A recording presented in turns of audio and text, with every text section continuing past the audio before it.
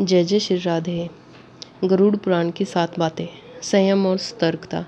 जिंदगी है तो मित्र भी है और शत्रु भी। कहते हैं कि जिसका कोई शत्रु नहीं है वह अपनी ज़िंदगी में कुछ नहीं कर रहा है, ऐसे में उसको कोई भी नहीं होता। इसका यह मतलब नहीं है कि हम जानबूझकर लोगों को शत्रु बनाएं। यदि हम अपने तरीके से जी रहे हैं तो निश्चित ही शत्रु बनाना स्वाभाविक है।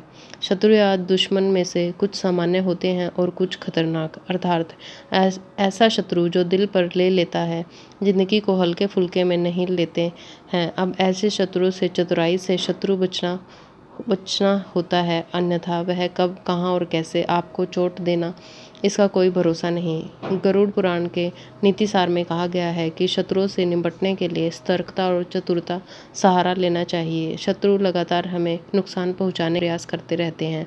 ऐसे में यदि हम चतुरता नहीं दिखाएंगे तो नुकसान उठाएंगे। इसलिए जैसा शत्रु है उसके अनुसार नीति का उपयोग करके उसे काबू में रखना जाना चाहिए। कपड़े हों साफ एवं सुगंधित। यदि आप अमीर, धनवान या सौभाग्यशाली बनना चाहते हैं तो जरूरी है कि आप साफ सुथरे, सुंदर और सुगंधित कपड़े पहने। गरुड़ पुराण के अनुसार उन लोगों का सौभाग्य नष्ट हो जाता है जो गंदे वस्त्र पहनते हैं। जिस घर में ऐसे लोग होते हैं जो गंदे वस्त्र पहनते हैं, उस घर में कभी भी लक्ष्मी नहीं आती है, जिसके कारण उस घर में सौभाग्य भी चला जाता है और दरिद्रता का निवास हो जाता है। देखा गया है कि जो लोग धन और सभी सुख सुविधाओं से संपन्न है लेकिन फिर भी वह लोग गंदे कपड़े पहनते हैं, उसका धन धीरे धीरे नष्ट हो जाता है। इसलिए हमें साफ एवं सुगंधित कपड़े पहनने चाहिए, जिससे हमारे ऊपर महालक्ष्मी की कृपा बनी रहे। ज्ञान का संरक्षण अभ्यास से।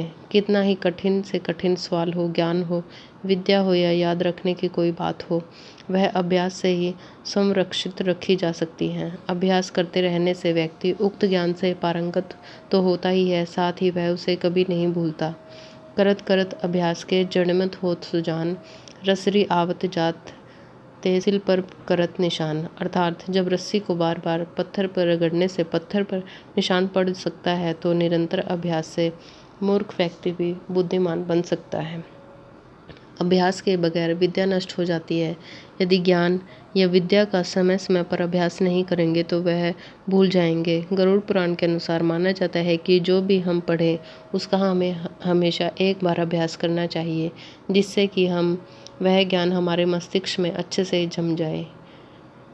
निरोगी काया।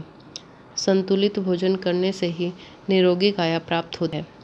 भोजन से ही व्यक्ति सेहत प्राप्त करता है और भोजन से ही वह रोगी हो जाता है। भोजन ही हमारे शरीर का मुख्य स्रोत है। आधी से ज़्यादा बीमारी इस वजह से होती है कि हम असंतुलित खान पान लेते हैं, जिसके कारण हमारा पाचन तंत्र ठीक से काम नहीं करता। इसलिए हमें सदैव सुपाच्य भोजन ही ग्रहण करना चाहिए। ऐसे भोजन से पाचन तंत्र ठीक से काम करता है और भोजन से पूर्ण ऊर्जा शरीर को प्राप्त होती है। पाचन तंत्र स्वस्थ रहने की वजह से हम रोगों से बचे रहते हैं। एकादशी व्रत। एकादशी व्रत को ग्रंथों और पुराणों में श्रेष्ठ बताया गया है।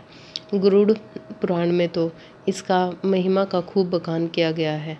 जो व्यक्ति एकादशी का व्रत रखता है वह सभी कष्टों से बचा रहता है, उसे उस व्रत का निश्चित ही लाभ मिलता है। एकादशी व्रत रखने के कुछ नियम होते हैं।